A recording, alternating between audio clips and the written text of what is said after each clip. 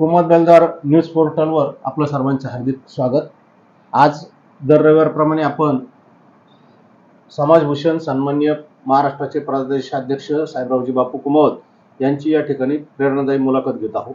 या प्रेरणादायी मुलाखत समयी या ठिकाणी मुलाखतकार मुख्य संपादक तथा मालक श्री प्रफुल्लचंद्रजी कुमावत, महिला संपादिका सौ मनीषाताई कुमावत, त्याचप्रमाणे साहेबराव बापू यांच्या मिसेस कुसुमताई व स्वतः मी संपादक देवीदास परदेशी। आता बापूंना आपण बापूंची आपण मुलाखत घेतोय।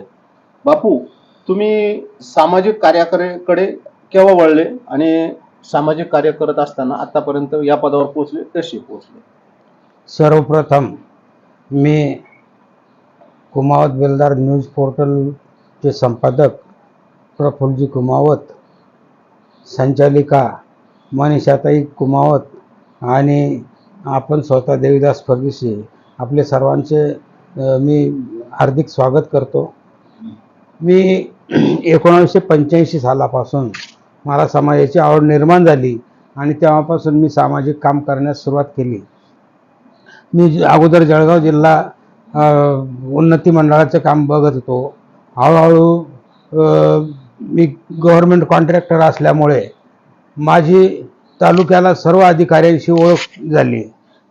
ते ओळखीचा फायदा मी समाजाचे काम करण्यासाठी करत गेलो आणि सहज माझी ओळख असल्यामुळे सामाजिक काम कोणाचंही नडलं तालुका लेवलला तर मी करत होतो।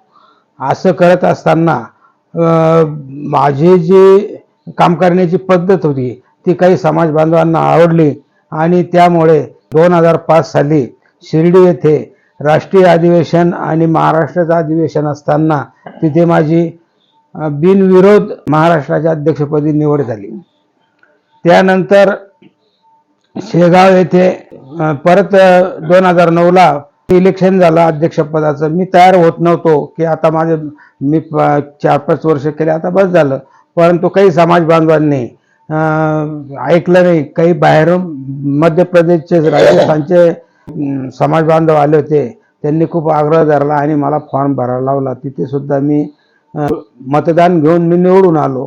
त्यानंतर माझा अध्यक्षपदाचा काल बराच वाढला। मी 2017 रोजी कोकमठाण यंगली महाराज आश्रम शिर्डीजवळ येथे परत राष्ट्रीय अधिवेशन आणि महाराष्ट्राचं अधिवेशन झालं। त्या ठिकाणी सुद्धा मी तयार होत नव्हतो अध्यक्षपदासाठी, परंतु माझी बिनविरोध निवड झाली। मी स्वतःहून सांगितलं स्टेजवर जाऊन की जर कोणी तयार होत असेल तर त्याने अध्यक्ष व्हावं, मी त्याच्या पाठीमागे भक्कमपणे उभा राहतो आणि साथ देतो। परंतु समाज बांधवांनी ऐकलं नाही आणि परत मला अध्यक्ष केलं। आजपर्यंत मी अध्यक्ष अशा पद्धतीने लोकांच्या मताने मी स्वतः कधी इच्छा केली नाही, लोकांनीच मला आजपर्यंत पदावर ठेवलेलं आहे।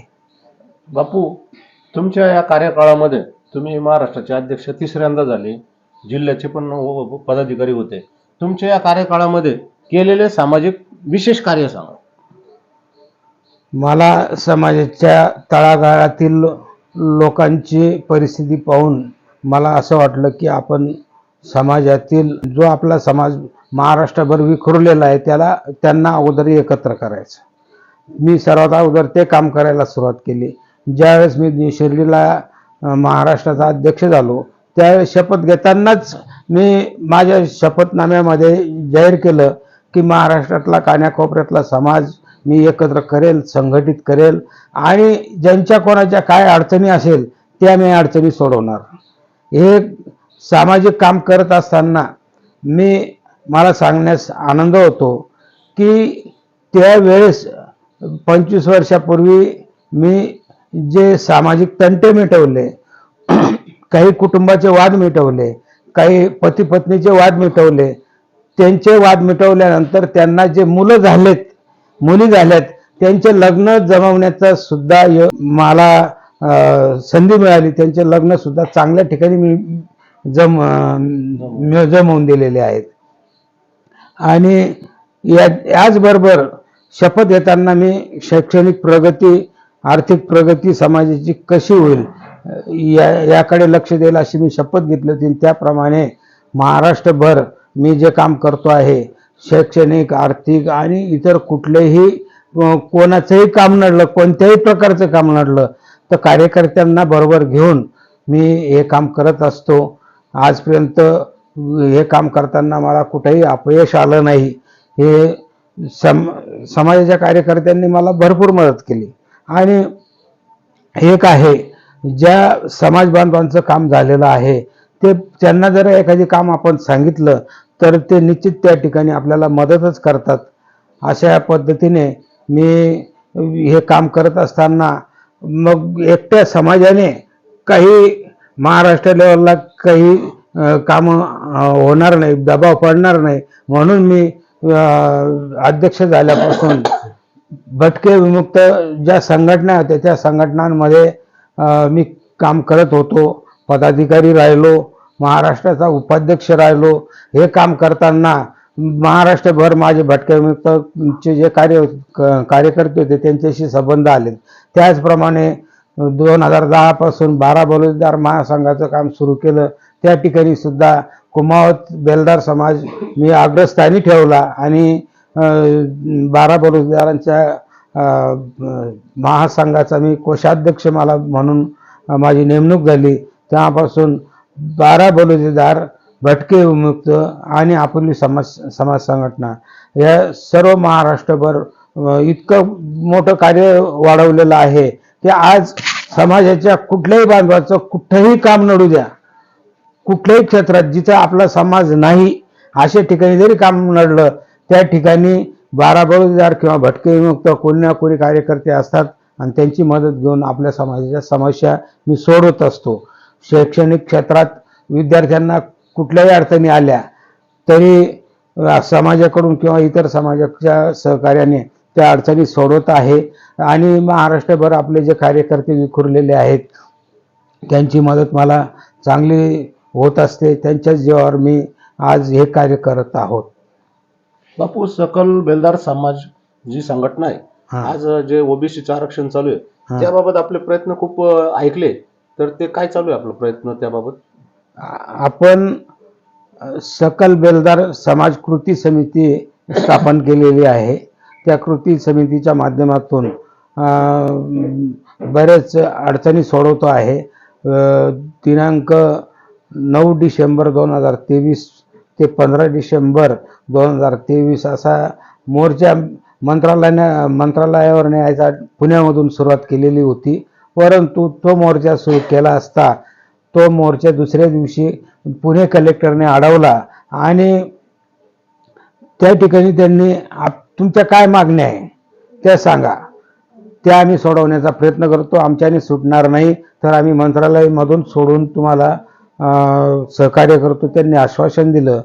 तर पहिली त्यांच्या लेवलची जी अडचण होती की 1961 सालचा पुरावा असल्याशिवाय जात प्रमाणपत्र दिल्या जाणार नाही. परंतु त्यांनी ती अट शिथिल करून प्रत्येक तहसीलला पत्र दिलं आणि कॅम्प घेऊन ही अट शिथिल करून गृह चौकशी करून जात प्रमाणपत्र द्यावं ही सुरुवात झालेली आहे. आणि लवकरच पुण्यामध्ये सर्वात मोठी अडचण आहे, बऱ्याच जणांनी जी पदवी मिळाली ती पूर्वी आपल्याला नाही, ती पदवी लावल्यामुळे नाईक आडनाव लावल्यामुळे त्या अडचणी येतात आणि ती अडचण आता दूर होणार आहे. त्याचप्रमाणे अनेक ज्या काही समस्या येतात त्या वेगवेगळ्या प्रकारच्या इतक्या प्रकारच्या समस्या लोक आपल्याला सांगतात आणि त्यांची अपेक्षा आहे आपल्याकडनं हे सोडवतील आणि ते आपण सोडवतोय. आपण याआधी सामाजिक कामाकरता मंत्रालयात काही कामानिमित्त गेले आहात का, आणि गेले तर समाजाचं कोणतं काम झालं? यापूर्वी 2008ला एक अशी अडचण आली होती की जे नागपूर साईडचे वार बेलदार आहे 7 जाती, त्यांच्यासाठी शासनाने एक आदेश काढला की यांच्या पुढे बेलदार लावल्याशिवाय यांना जात पडताळणी करून देऊ नये. परंतु ती अडचण अधिकाऱ्यांनी सर्व बेलदार समाजाला सारखी समजली आणि ती अडचण सोडवण्यासाठी आम्ही एक निवेदन तयार केलं. ते शासनाला दिलं आणि निवेदन दिल्यानंतर 10 तारखेला निवेदन दिलं आणि 21 तारखेला त्याच महिन्यामध्ये मंत्रालयामधले भटके विमुक्तांचे जे आपले अधिकारी होते, सचिव उपसचिव, एक 10 लोकांना एकत्र करून ती अडचण त्याच ठिकाणी सोडवली आणि नवीन परिपत्रक काढायला लावलं की ही अडचण फक्त या लोकांना आहे, यांना नाही, यांना जात पडताळणी करून द्यावी. त्यासाठी आम्ही मंत्रालयामध्ये गेलो. एक वेळा 2008लाच केंद्रीय मागासवर्गीय आयोगाचे लोक मुंबईला आले. त्यांनी आपल्या बेलदार समाजाला तारीख आणि वेळ दिलेला होता की या तारखेला तुम्ही हजर राहा, तुमचं काय म्हणणं आहे ते मांडा. तर तिथे सुद्धा मी स्वतः बेलदार समाजाच्या एकही उपजातीचा एकही समाज बांधव तिथं आलेला नव्हता. त्यावेळेस इतके बेलदार समाजाचे उपजातीचे लोक जागृत नव्हते. तर त्या ठिकाणी सुद्धा आपल्या समाजाची बाजू मी तिथे मांडली आणि त्या वेळेस मी मागणी केली होती की आम्हाला NT मधून SC ST मध्ये कुठेतरी टाका. का त्याला कारण होतं की आपल्याला सुद्धा NT मधून हा समाज प्रगत झालेला आहे, NT मधून यांना OBC मध्ये टाका अशी एक संघटना मागणी करत होती. म्हणून त्या ठिकाणी हजर राहून मी ही मागणी केली. आज आपण आहे तिथंच आहे. त्यामुळे तर त्याच्यानंतर 12 बलुतेदारांचे शिष्टमंडळ पृथ्वीराज चव्हाण मुख्यमंत्री असताना त्यांच्या दालनात मिटिंग झाली. तेव्हाही मी आपल्या ह्या समस्या मांडल्या. नंतर बांधकाम कामगारांसाठी पूर्वी एक अशी अडचण होती सुरुवातीला की लेबर लायसन्स ज्याच्याकडे असेल त्याचाच दाखला नाव नोंदणीसाठी चालेल आणि त्यावेळेस लेबर लायसन्स फारसे काही कोणी घेत नव्हतं, नोंदणी होत नव्हती. मुख्यमंत्र्यांच्या आम्ही ते लक्षात आणून दिलं आणि मुख्यमंत्र्यांनी ताबडतोब कामगार सचिवांना बोलवलं आणि अडचण 2 महिन्यात आम्ही सोडतो कबूल केलं. त्याप्रमाणे ती अडचण सोडवली आणि तेव्हापासून बांधकाम कामगार नोंदणी सुरळीत आणि सोपी झाली. 2012 पासून बांधकाम कामगारांचं काम इतकं जोरात चालू, महाराष्ट्रभर जिथं जिथं आपला समाज आहे, जो बांधकाम क्षेत्रात आहे त्या ठिकाणी आम्ही नोंदणी करायला लावली आणि शासनाकडून त्या योजनेचे फायदे मिळवून द्यायला सुरुवात केलेली आहे आणि त्यासाठी मला सर्व संघटनेच्या पदाधिकाऱ्यांचं सहकार्य लाभत आहे. असं बापू, जेव्हा आरक्षण बंदीचा वरून हुकूम झाला त्यावेळेस नाशिकला जयंत बाठिया आयोग येणार होता. हो, ती माहिती तुम्ही मिळवली आणि त्यानुसार तुम्ही कार्यकर्त्यांना सुचवल्यानुसार भारतीय उपाध्यक्ष प्रफुल्लचंद्रजी कुमावत, देविदास परदेशी, त्याचप्रमाणे नाशिकचे पूर्ण पदाधिकारी आम्ही जयंत बाठिया आयोगाला जाऊन भेटलो होतो आणि त्यानुसार जयंत बाठिया आयोगाकडे आपली निवेदन किंवा आपली समस्या मांडली. त्यावेळेस 15 मिनिटं जे आयोगाने प्रफुल्ल भाऊंचं बोलणं ऐकून घेतलं. जातीविषयक आपण कसे मागास आहे, आपल्याला का आरक्षणाची गरज आहे, या सगळ्या बाबी त्यावेळेस सुद्धा तुमचं मार्गदर्शन लाभलं होतं. अशा प्रकारे तुमचं आज सकल बेलदार समाज असो, इतर संघटना असो, या संघटनेसोबत काम चालू असताना, एवढ्या मोठ्या प्रमाणात काम चालू असताना आणि तुम्हाला वय आडवं येत आहे, त्यानुसार तुम्ही आता निवृत्तीचं थोडासा प्रचार केलाय किंवा तुम्ही यातून निवृत्त होताय. तर तुम्ही निवृत्त होताना तुमची आता काय अपेक्षा असेल पुढे? मी जवळपास महाराष्ट्रातल्या सर्व कार्यकर्त्यांना सूचित केलेलं आहे की मी आता लवकरच निवृत्त होत आहे आणि पुढचा अध्यक्ष हा आतापासून माहिती घ्यायला सुरुवात करा. ठिकठिकाणी कार्यक्रमांना जाऊन सर्व संपर्क साधा आणि पुढचा जो अध्यक्ष आहे त्याने ही सर्व जबाबदारी व्यवस्थित सांभाळावी ही अपेक्षा आहे आणि त्या अध्यक्षांना, जो कोणी अध्यक्ष होईल त्यांना जी काही अडचण येईल त्यांच्या पाठीमागे मी भक्कमपणे उभा राहील ही मी ग्वाही देतो. आणि खरोखर माझा जो इतक्या वर्षाचा अनुभव आहे तो होणाऱ्या अध्यक्षाच्या पाठीमागे मी सतत करता उभा राहील. ताई नमस्कार. नमस्कार. तुमचं आता हे भाऊ जे आहे ते समाजासाठी खूप फिरायचे, समाजासाठी त्यांनी भरपूर कार्य केले, सगळ्यांना मदत करायचे. तेव्हा तुमच्यावर फार मोठी जबाबदारी पडली, घराची, मुलांची, येणाऱ्या जाणाऱ्यांची. ती कशा पद्धतीने तुम्ही हँडल केली? आता पहिलं एक म्हणजे ते आता समाजाचे काम करत होते त्याच्यामुळे आम्ही काही त्यांना नाही म्हटलो नाही. हं. हो. आणि मग आता जबाबदारीच एवढी होती त्याच्यामुळे पार पडावं लागली. हं. आणि पुरले थोडे कष्ट, पण केले आम्ही. ते पार पाडले किंवा ते एक चांगलं काम करताय, हं. समाजासाठी फिरताय बा. हं. आपलं बी नाही, आपलं तर नाही होत, पण ते करताय बा ते सगळं. हं. त्याच्यामुळे मग सगळं कार्य करावं लागलं मला. हं. मग असं. आणि सगळ्यांचे देर जेठांचे त्यांचे मुलं पण मी सांभाळले. आणि त्यांना काही आम्ही घरचा हे दिले नाही, म्हणून ते बी समाजाचे काम हं. करायला लागले बा.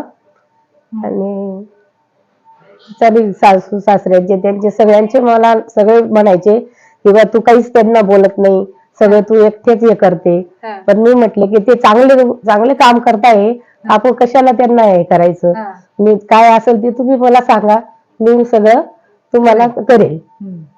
एका महान पुरुषामागे स्त्रीचा मोठा हात असतो. हं? तसा तुमचा कायमच त्यांच्या मागे राहिलाय. हो. तर म्हणजे काही अडचणी आल्याच नाही असे जास्त. अडचणी जर आल्या असतील पण मी त्यांच्यापर्यंत काही पोहोचल्या नाही. कारण ते चांगलं काम करत होते. हा. हो. आता अजूनपर्यंत सगळेजण मला बोलता हा. किंवा त्यांना पायाला चालायला त्रास होतो तरी तुम्ही काही बोलत नाही. हा. पण ते एवढे चांगले काम करतात त्याच्यामुळे आम्ही काही त्यांना बोलत नाही.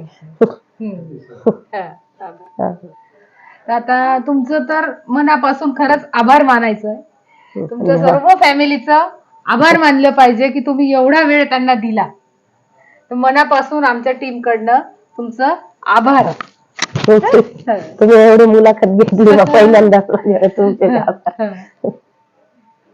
आपल्या समाजाचे सुमारे 20 वर्षापासून अध्यक्ष असलेले साहेबराव बापू हे महाराष्ट्राच्या कानाकोपऱ्यात प्रसिद्ध आहे. ते त्यांची तब्येत बरी नसताना सुद्धा विदर्भापासून तर मराठवाड्यापर्यंत, मुंबईपासून तर अगदी कोपऱ्यापर्यंत मराठवाड्याच्या ही सगळीकडे त्याची भटकंती असून प्रत्येक समस्या, तंटामुक्तीच्या समस्या, लग्नाची समस्या, नंतर 12 बलुतेदारांचे जे अधिवेशन, 12 जणांच्या मिटिंगा ते करून आणि समाजाचे मिटिंगा करून महासभेचे प्रश्न सोडवून असे त्यांनी भरपूर धावपळ केली. अशा या व्यक्तींची आम्ही मुलाखत घ्यायला आम्हाला संधी मिळाली. त्याबद्दल आम्ही बापूंचे, कुसुमताईंचे अगदी न्यूज पोर्टलतर्फे आभार मानतो आणि मुलाखत संपवतो. धन्यवाद.